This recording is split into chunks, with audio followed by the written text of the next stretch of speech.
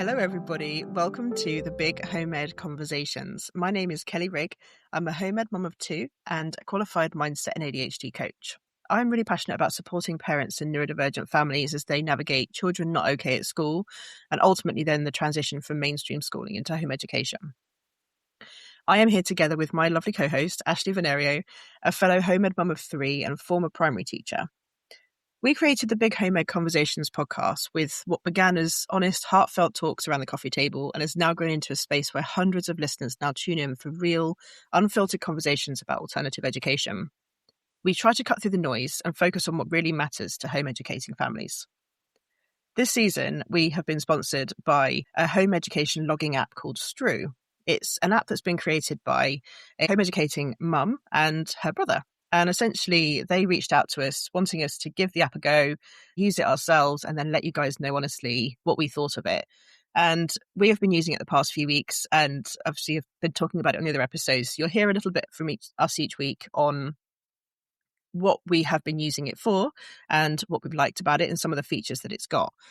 This week, I've been paying a bit more attention to the AI function. So this is a lovely optional element to this app. You can turn it off. So if you're not a fan of AI or you don't want to be using AI, you can toggle it off.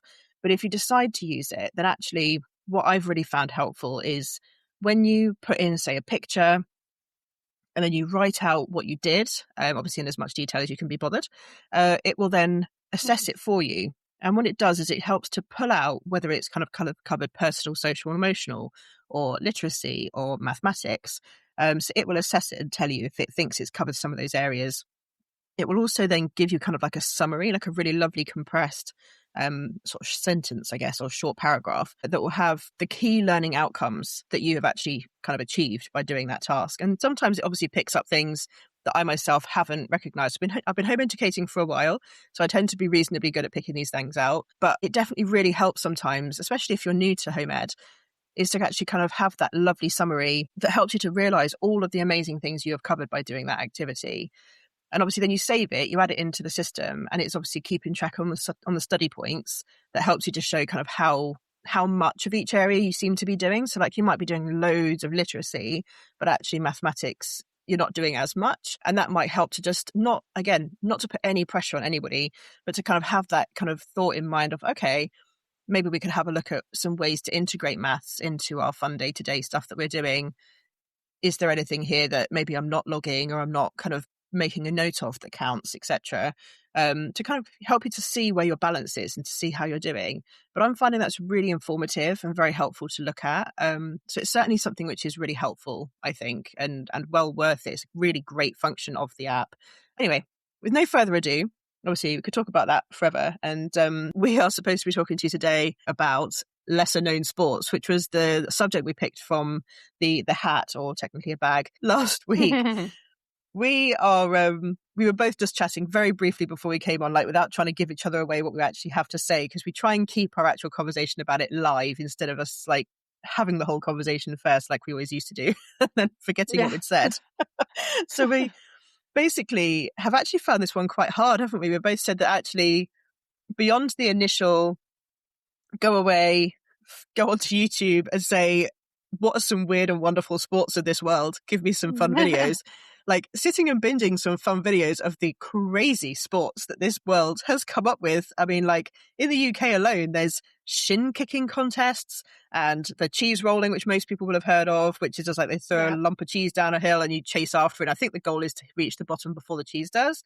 But that thing's moving at like 70 miles an hour. Like this is one of the most dangerous things I've ever watched in my life. You've got people over, I think it's Indonesia, who are playing, it's called Fireball, but essentially it's a football kind of thing that's been set on fire and they're playing football with it. Just the things that we can come up with as human beings to entertain ourselves, for like obviously like for religious rituals, for celebrations and festivals, like the things that we use sport for are just incredible anyway. But some of this stuff's weird, right? I mean, did you come across any that really shocked you, Ashley? Oh, totally. I think that the thing I thought was this reminded me of is like how creative people can be. And do you remember that Friends episode where Ross, Chandler, and Joey create, I think it's called Fireball, actually. Okay. Um, and it's so funny. They end up with like oven mitts on, and like Joey's got like the fire extinguisher. I don't know if I'm remembering that correctly, but like it was just hilarious. And I'm like, oh yeah, if you do set a group of people loose, they might come up with something ridiculous. So I think the funniest one that we came up with, well, so I'd say we didn't go straight to YouTube. Let me start with that because I had a feeling we would get distracted by either cat or horse videos, which tend to always come up first as we like those. So we found a couple podcasts, and one of them was about lesser known sports, and particularly from the angle of women in sports in India. And so the woman that hosts it is in India. And she was talking about this one, which I had never, like, the girls and I in the car were shocked. It's called Chess Boxing. And it is from actually a graphic novel, a comic book artist that had created this. And the purpose of the game is to have like a mental and physical exercise. And so you play 11 rounds of alternating chess and boxing. So like you play a round of chess and then you fight. And you play a round of chess and then you fight. And you do this for 11 rounds until either someone gets a checkmate or someone well, I guess the final checkmate in round 11 is what would determine the winner if someone hasn't already been knocked out. It's like, that's hilarious. And I, kept a really straight face as we were listening to this. I was like, just like, I was like silently shocked as we're listening in the car. And the girls were like, this is interesting. And then at the end, I was like, what does everyone think of this? And my oldest was like, well, I don't know about the boxing part, but I like the other part. Yeah. I just could you picture It her sounds boxing? like it's born from siblings. It sounds like it's like a you lose pair a of match, so you kids. start fighting. Like literally lose a match. Now we have a fight. Then we're going to go again. Like we're not Yeah. settling this until we get to 11 rounds, and then like like when they're doing like rock paper Yeah. scissors, like best of 3, Yeah. no best of 5, no best of 11. Like Yeah. it's like it Well, feels so like funny that's enough, what's happening here. rock, paper, scissors was another one that she talked about and how it's like gaining so much traction in America. So beyond using it to like, decide who's going to set the table or who's going to take out the trash, it's actually a game. And she makes a joke, like, obviously it's not very physical because you're just moving your hand. So like anyone can do it, which is great. But it's about more strategy, statistics, knowing your opponent. So it kind of teaches a very different aspect of gaming, which I think is also like really important for any sport.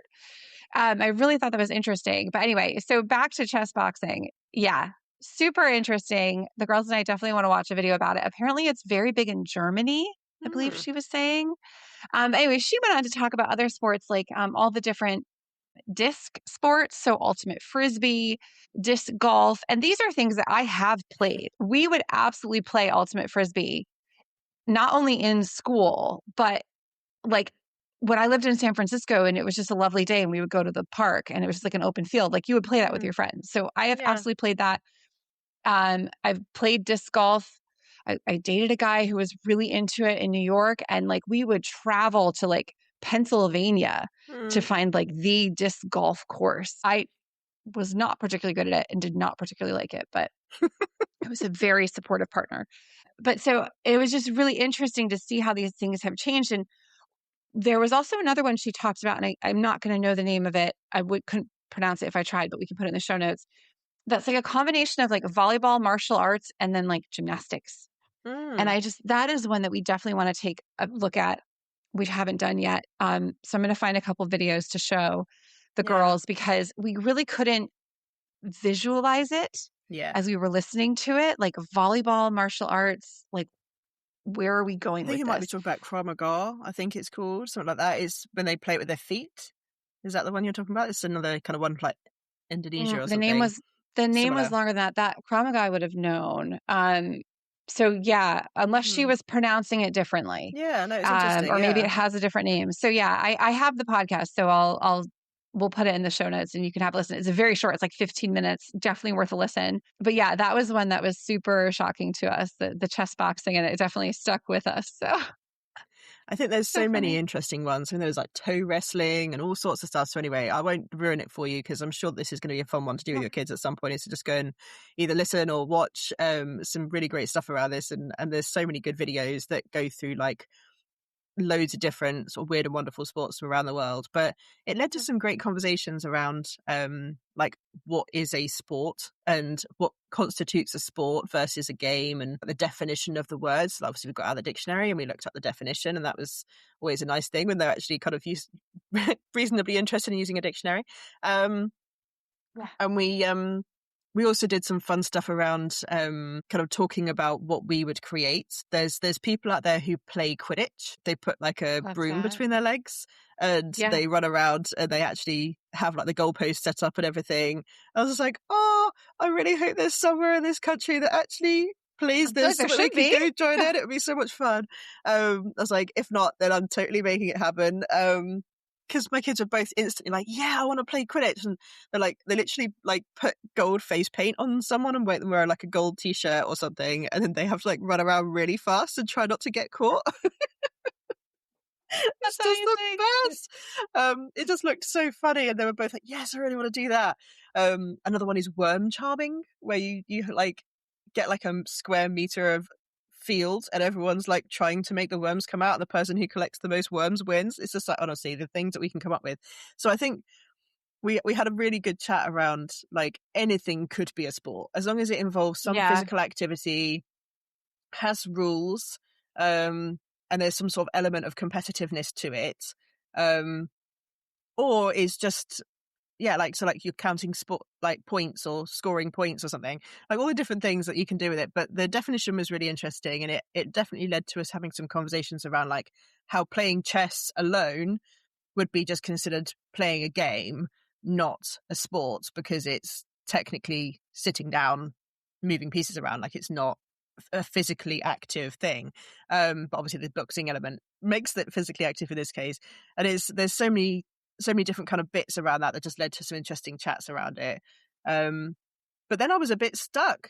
I've got to be honest. After that, I was like, well, what do we do now? Aside from trying some of these strange sports, which we absolutely Sure. will, like, we've learned a bit about some. We'll give some a go. We've talked about this. And I was like, now what? Like, I don't really know what else there is to do at this point. And I did get a little bit stuck for a minute. I don't know about you. Did you have like a clear, like, next step from that? Like, I was just like, it didn't really come to me Well, straight away. we we did sort of. So obviously my kids are really into horses and we have hobby horses and we've all Mm, seen the silly hobby horse memes where you think it's a joke. I thought it was a joke, but actually there is competitive hobby horsing and or hobby horse riding. I'm not sure what the term would be. Um, but they they go around and have competitions like you would if you were riding an actual horse. yeah. And what gets me is how they like talk about their horse as if it's alive. So they'll talk about the traits that their horse has and like all this stuff, which I think that's where I got a little bit like, okay. But my kids love it. And they'll be like, they'll pull their horse out. They're like, should we put her in the stable? Or like, did you groom her yet? And like, it's so funny. I mean, it just, the imaginations, like It's the so sweet, creative isn't it? play, the make Yeah. believe. Yeah, I love it. And carrying that into adulthood, why not? Like, we could all Yeah. benefit from a little make believe, right? So, We sure could.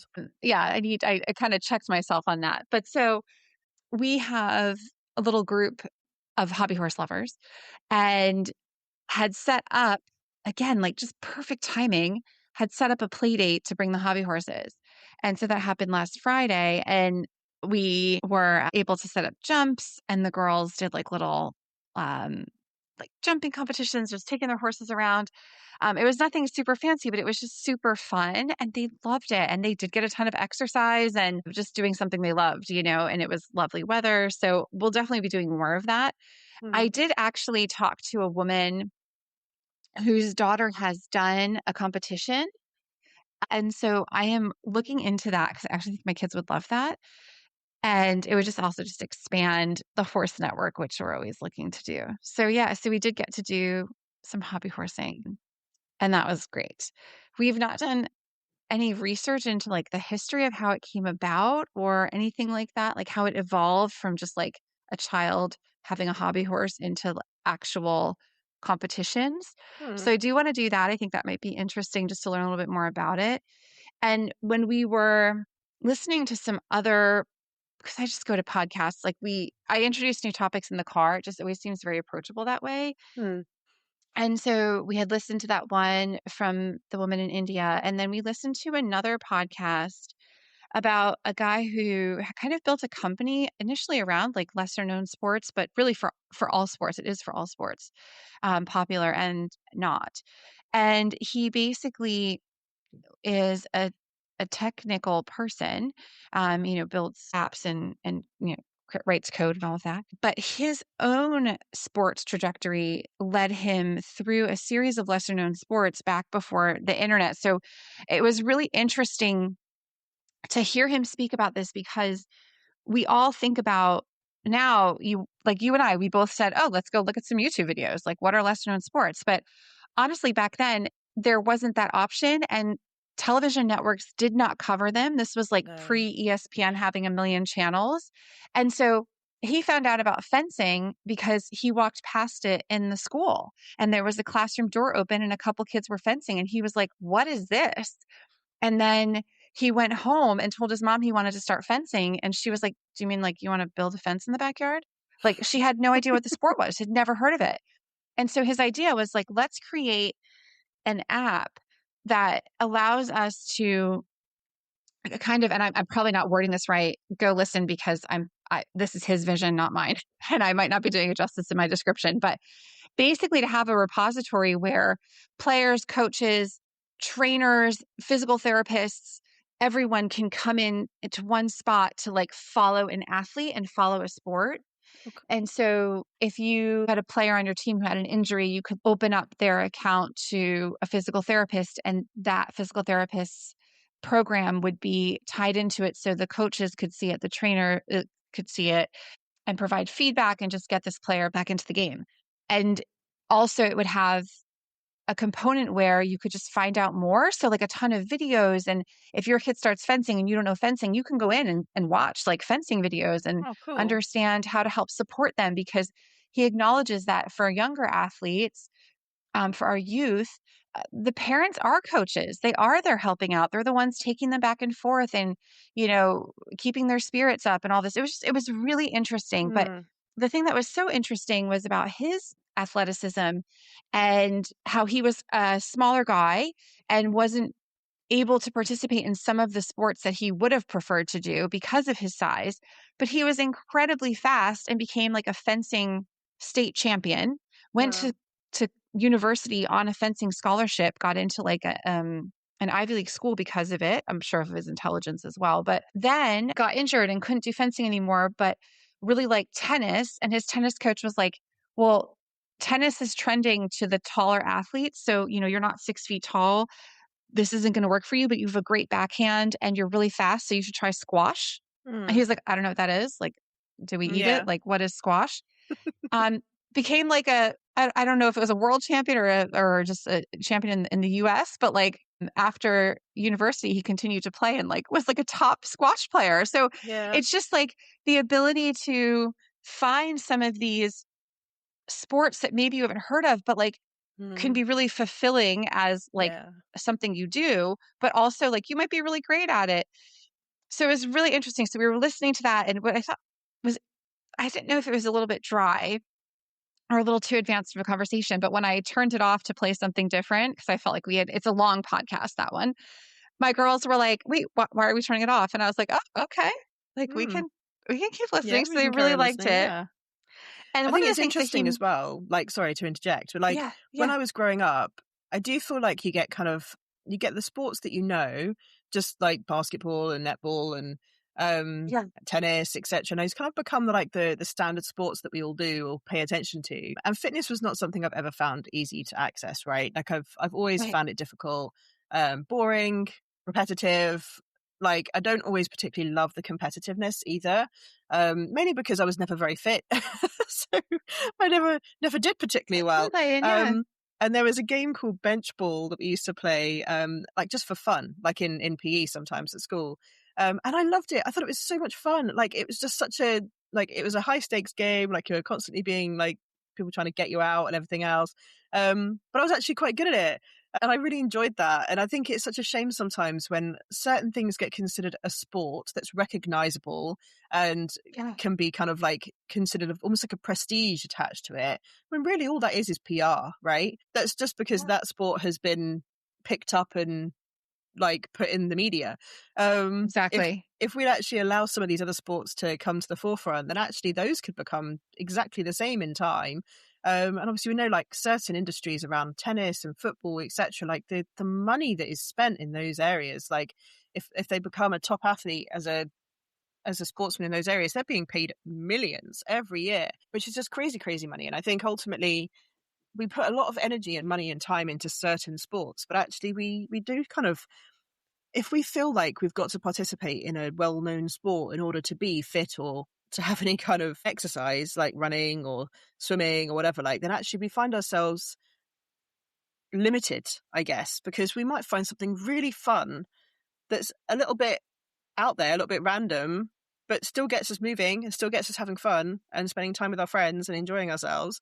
And I think this is one of the things which definitely made me smile when I think like the home ed community is not particularly competitive. Yeah. We are dealing with a lot of neurodivergent kids as well, so that is typically, competitiveness is not always received very well in the home education community. And so actually we do need more of these just for fun, like sports and games and things that are genuinely not about winning. They're not like, obviously I know that a sport in definition almost needs to have a winner, but ultimately if you can just play it just for your own entertainment and for fun and not against anybody else, some of these sports become the most entertaining, like going kayaking just for the fun of it, having a game of darts Sure. by yourself just because you're just enjoying playing with the darts.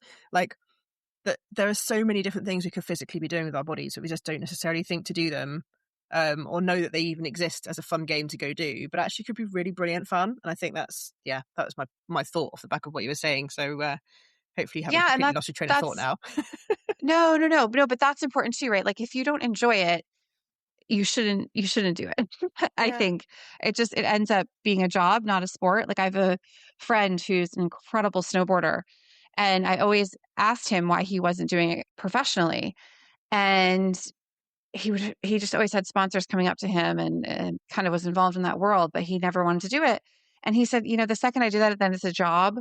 And he's Yeah. like, I don't want it to be a job. I want to keep loving it. And I know that once I make it a job, I'm not going to love it. And so it was just so interesting to have that recognition and kind of be able to say like, no, I'm just going to not do that. So it is important to keep the fun in it. And I Hmm. think what we were thinking that when we were like listening to some of these podcasts, and particularly the one about the app creator, is that a lot of these lesser known sports are finding their way into the Olympics. And so Mm. kind of two thoughts came out of that for us is one, how does the sport get to the Olympics? So we're going to start researching that. I thought that would just kind of be a fun thing to see if we can either maybe find a video about it or just a little bit of information, nothing crazy, but just again, get like a little history behind it.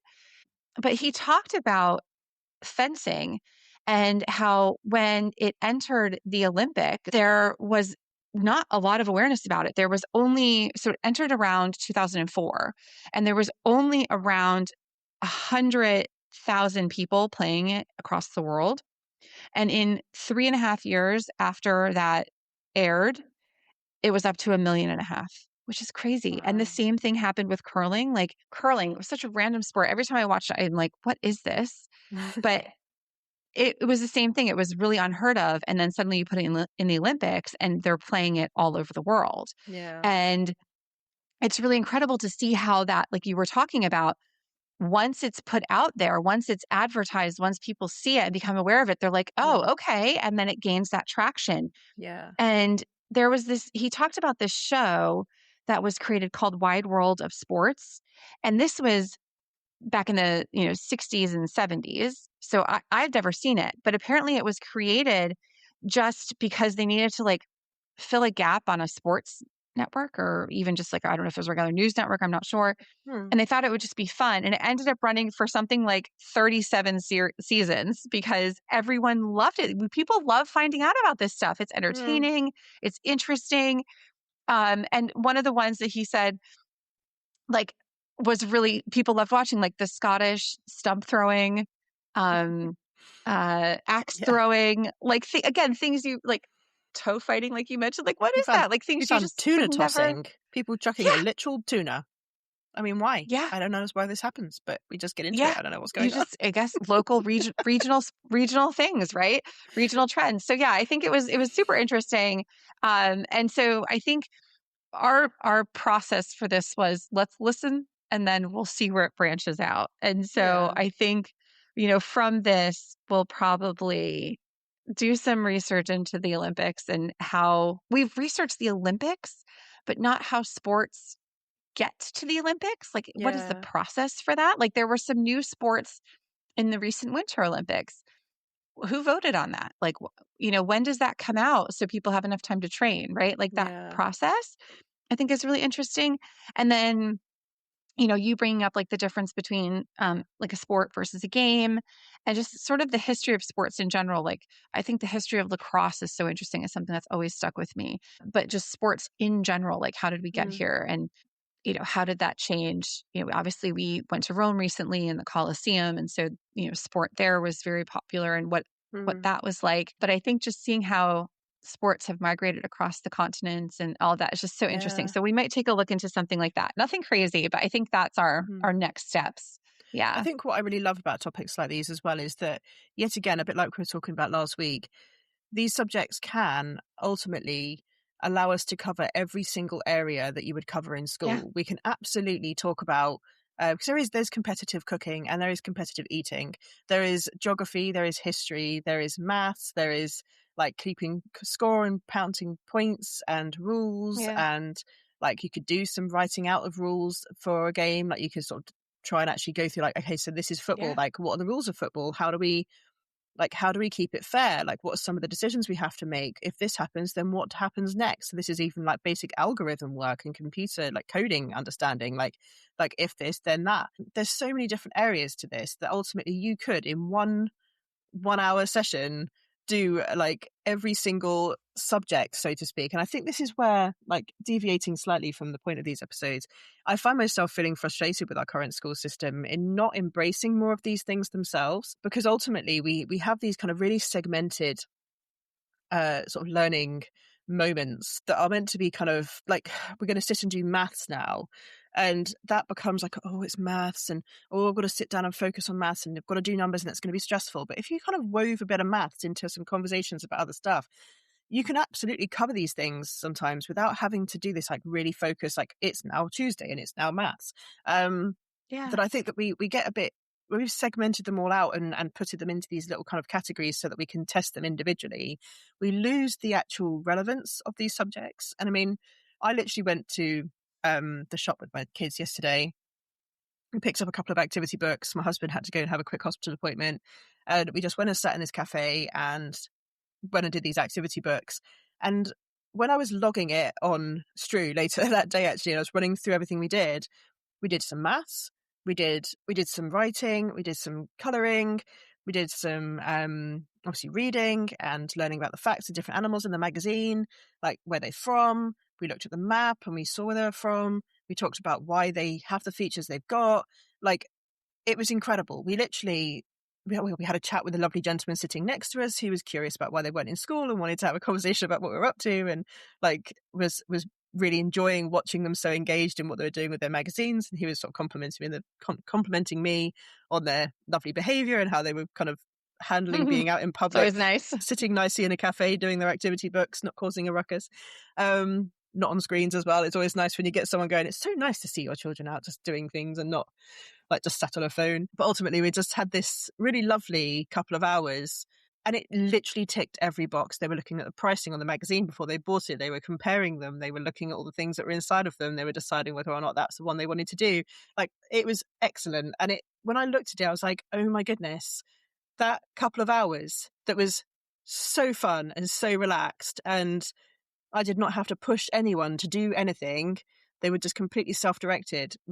It basically ticked all of our school for the day and the week probably, all in one go. And I think when we look at certain, like, we kind of bring it back around to kind of the concept of sporting and like having fun with these things, it really can, like, when we kind of think of sports sometimes as hobbies or nice to haves or extras, but a lot of our education in this country is focused on the brain. Um, it's all about cultivating intelligence and knowledge, and it's much less about cultivating our connection with our bodies and our physical health and our mental health that comes from having a good physical opportunity, like a chance to get all of the feelings out, right? So sometimes people like to go for a run or go and box or whatever they like to do because it actually helps to dispel that kind of like frustration or like to get their endorphins up to cope with their daily life. Like we've kind of completely forgotten how important our connection with our bodies is. And I think this is what's really nice about this subject, and what did kind of come up was, what sports do they like? Why do they do them? Like, are they doing them Yeah. to be competitive, or are they doing them because it's just fun, or because they like moving their bodies, or they like being fit, or they like being able to do things? Like they don't want to be unable to do them. Like the thought of not being able to climb a tree, like my son even got a bit upset thinking about it. It's like, oh, like it would be really hard, like if I wasn't able to climb or I wasn't able to run or like to play, because I love those things. Like those things are really fun for me. And it just made me smile because it was basically just a lovely kind of opportunity to think about how vital sports and physical activity is to culture, to ourselves, to our communities. Some of these things are like super important for local communities to help like bring people together. Like the cricket field would be right in the middle of a typical village. And Right. everybody would congregate around that cricket field to have a game and to watch it and to have picnics together and to catch up with their neighbours. That this would have been a significant part of their culture. Um, Absolutely. Same as like rugby and all Absolutely. other things, like loads of different sports that are really vital to community spirit. Equally, sporting can become an opportunity for people to kind of deal with their disputes, and to kind of overcome anger towards each other as well, like to fight it out, so to speak, settle a dispute. But you've also got, there's Um, such a lot of history in terms of, like, I don't know, certain football teams being against other football teams and hating that football team for like because of old racial issues or whatever, right? Like it's really quite interesting once you delve into these yeah. things as to kind of how deeply rooted sport is in the human culture. And it certainly is not Well, just a hobby. Like it's not just a nice to have. no, no, and it is absolutely the same in the States. So with American football, there are rivalries, there are allegiances. It is draws a line in marriages, like it Hmm. can be a real thing. And then it's interesting too, if you look at the different parts of the country that are heavier into sports than others. So I think when you go down south, I mean, you've all seen Friday Night Lights and that TV show, and I mean, there is a reality to that. Like football, like going to watch the local football game. I grew up on Friday nights before I was even in high school. Like going to the football game on Friday night at the high Hmm. school was like where you met your friends. Like that's what Yeah. you did. Yeah. And then when you were, and there was a whole, it wasn't even about the game half the time, right? Many times I didn't even watch the game. We were hanging out behind the football field. So it was just a whole thing. It is such a cultural thing Yeah. that there is absolutely the entertainment piece to it. And then what's really interesting, speaking about like allegiances, when you look at Italy, for example, in Siena, they have the horse race there, and you are born into, a quote unquote team. And that is yours for life. And Mm. you go and you represent that region for that horse every single year. Yeah. And it is, again, like dividing families, dividing Yeah. spouses. It is incredible. There's so much history around sports. And if you Mm. think about it, it was the first like Netflix, right? Like Yeah. It's pure that's what you would entertainment in a go lot of ways, isn't watch. it? It's fun, it's Absolutely. social, it's Yeah. communal. Yeah. These things are Yeah. vital, so vital to our cultures. And obviously, depending on where you come from in the world, like the culture will be very different and you'll have very different sports and things. And obviously, in villages and small towns and places all Yeah. around the UK, I mean, we came across some really weird ones when we were looking up the weird, wonderful sports of the world. There's so many from like England and Wales and Scotland and stuff. Um, Clearly, we really entertained ourselves by doing the most random of things. Um, But I think what's really lovely about this subject, as difficult as it has been, the kids were really receptive. Again, Yeah. conversations felt really easeful with them. And I think it could spider out like we've kind of, I mean, I've thought of so many things whilst you were talking, and like vice versa, like both of us will probably all have had all kinds of thoughts that we might want to go on to do with our Yeah. kids further off the back of just having a chat about it, because I did get a little bit stuck just sitting thinking about it myself. I'm trying not to lean too heavily on AI. So it will always give me ideas, but sometimes I'm really trying to make sure I do use my brain as much as possible too. But ultimately, I think it could spider out into so many different areas. We did do some health related things. So we did a whole like taking their blood pressure and their pulse when they were resting, completely sat and chilled. And then we got them to like do Simon Says and had a really fun, like crazy active Simon Says, and then quickly did their blood pressure and pulse again. Mhm. And then we talked about what's actually physically happening in the body and why it increases. And that was really interesting. And they really found that fun. They wanted to do it over and over again. I was like, we can't keep taking your blood pressure. It's not good for you, but we can keep doing the pulse if you want. Like we can. But that was again another great conversation. And I think my kids are really receptive to just having a chat about things. Obviously, I know a lot of us have kids who maybe don't want us to. It's not, again, certainly not like lecturing. They don't particularly like it if I sit and give them a long diatribe. My youngest once asked me a question, and I gave her a short answer, and I said, "I can give you more detail if you want." She goes, "Oh no, you'll go on forever and ever." I was like, "All right." It's rude. Up for next It's like time.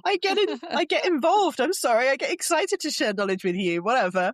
It does make me laugh Yeah, sometimes, but I know. yeah, I think keeping it. I think this is something as well, though, that I don't necessarily focus on sport. We're not very kind of sporty people. We don't tend to like watch sport on TV or go and watch games and things like that. I did used to enjoy it a little bit as a kid, but not so much as an adult. And so I think the sort of keeping the sustainability there is important, and trying to actually keep that a part of our life.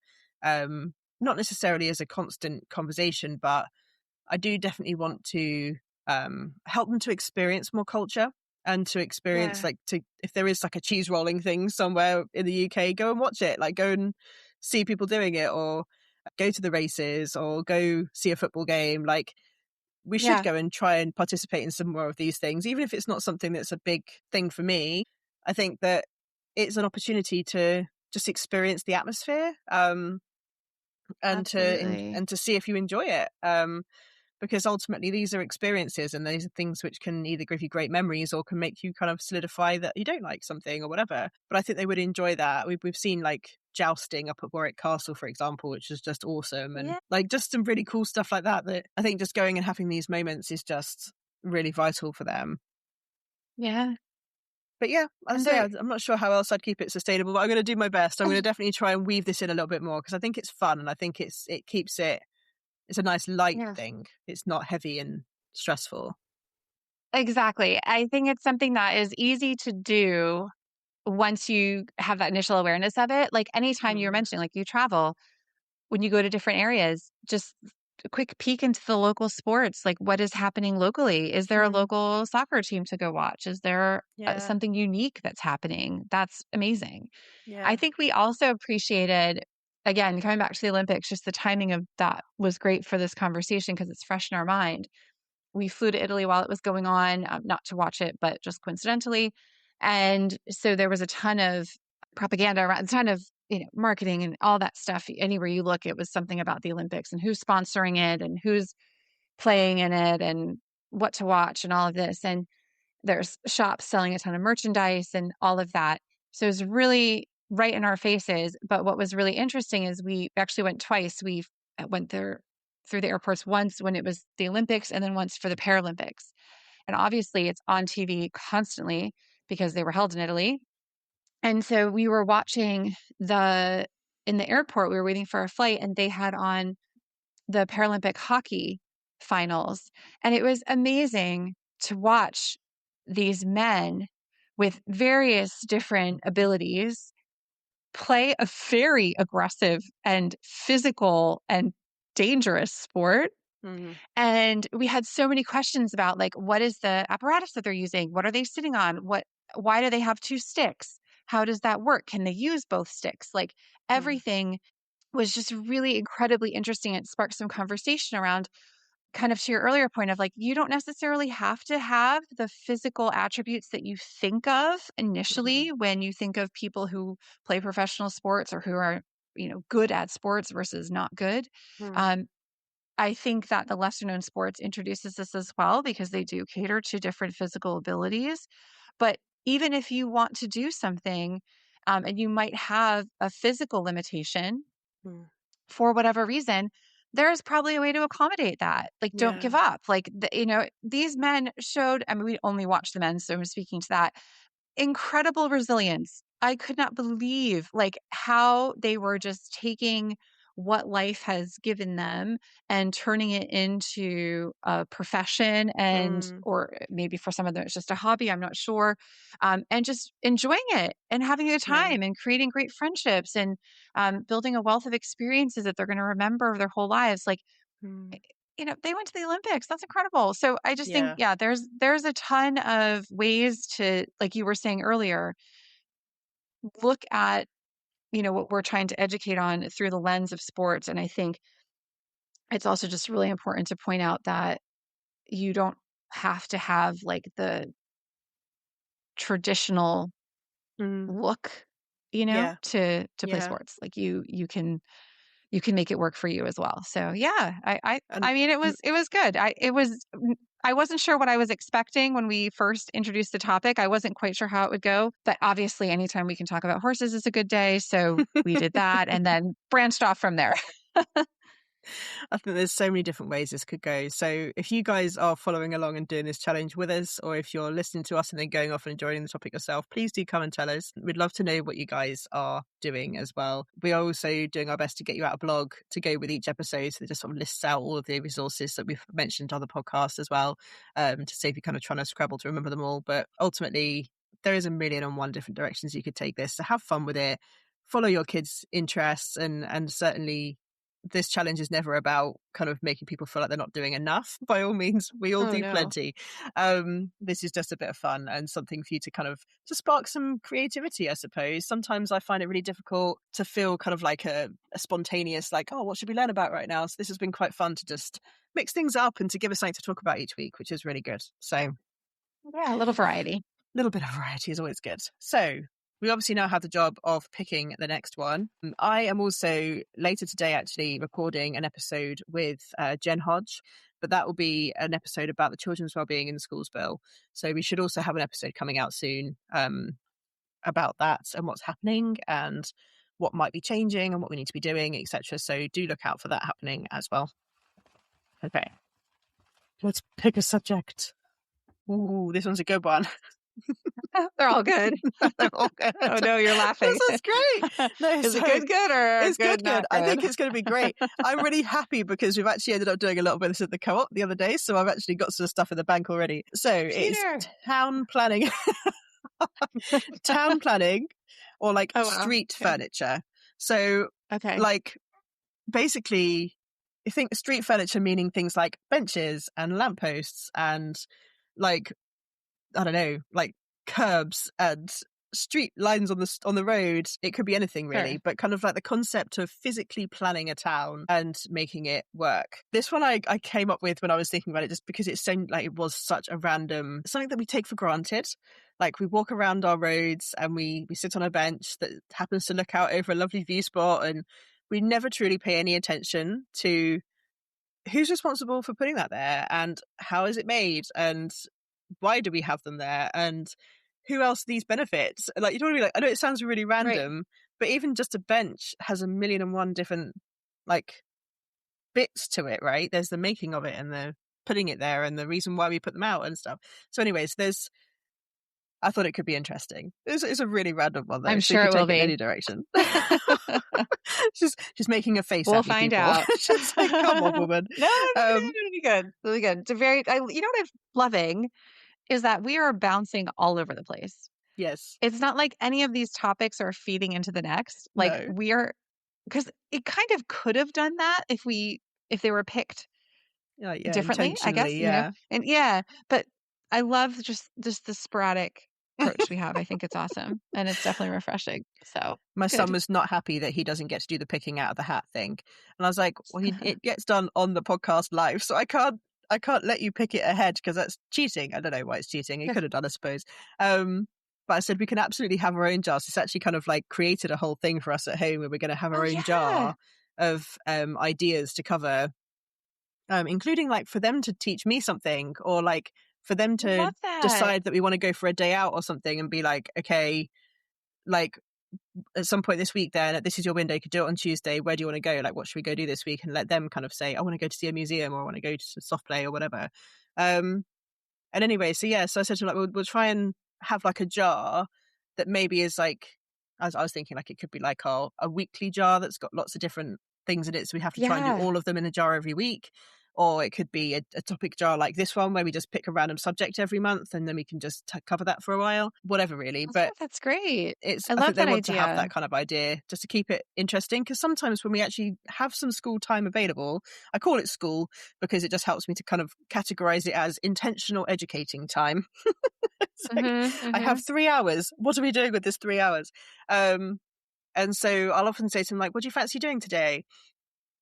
And they're like, oh, I don't know. I don't want to do this. I don't want to do that. I'm just like, okay, that's fine. We don't have to do that. Or we don't have to do this. But let's, like, what do we want to do? Like, anyone got any ideas? And often, like, in the moment, you can't think, can you? And then we're all stuck with our limited, like, generator brain in that moment and not really know what to do. So I think something like this could be really helpful to be like, okay, let's just pull something from the hat and learn about that. Why not? I love it for the, like, 9 p.m. questions when you're... like go to bed and like, but why is the sky blue? And you're like, well, this is a longer conversation than we have time for, my friend. So remind me tomorrow. Like that, I think is perfect for that. Just those like little, like we'll add it to the jar. And then when we pick it out, like that'll be the one we do. Cause I do think that I get a lot of those questions. And also to your point, like when you could say a lot about the topic, but that's not what's being asked in the moment. So you could say, okay, well, let's add this deeper dive to the jar, right? Yeah. And why do we have constellations? Like, how did that even happen? Why did someone decide that looks like Orion's belt? Like, why? And that's a long conversation when you're supposed to be in bed 20 minutes ago. So that's for the jar. I think we might do that. I love that idea. Talking of bedtime, I had a win last night that I feel like I just need to share. I have a PDA autistic daughter who basically has to come downstairs 20 times before bed. So last night I gave her a hug and a kiss and I went, right, now have one for the first time you want to come downstairs. And then I gave her another hug and a kiss and then another one and then another one. And then she's like, one more. And I was like, okay, but that means that we're covered for all 4 of the potential coming back downstairs. Okay, so you've got a hug banked and ready to go. She didn't come back downstairs for the first time. It's amazing. In, I think, I don't know. How old is she now? 6.5? It's like, I don't know if we've ever had an evening where she has not come back downstairs. And I was like, holy moly, I have a win. So if anybody else is having this challenge, try it. See if it works for you. Just thought I'd share that one. Without further ado, I think that's us done now. I think that's us for this week. So next week, we'll be back talking about town planning and street furniture. And the children's well-being bill in schools. Yes, and we'll have that one coming out soon too, hopefully. Yeah. So that'll be here next week or the week after. Brilliant, guys. Well, have fun and enjoy joining in with the challenge. Again, come and find us and let us know what you're doing. But in the meantime, farewell. Have a great week. Bye, guys. Take care. You've been listening to the Big Home Ed Conversations podcast. Thanks for tuning in. Don't forget to subscribe, leave a review, and share with a friend. Follow us on Instagram and TikTok at Big Home Ed Podcast for updates. Also, check out our new website at bighomedpodcast.com. We'll be back next week to talk about the Children's Wellbeing in Schools Bill. Thanks for listening.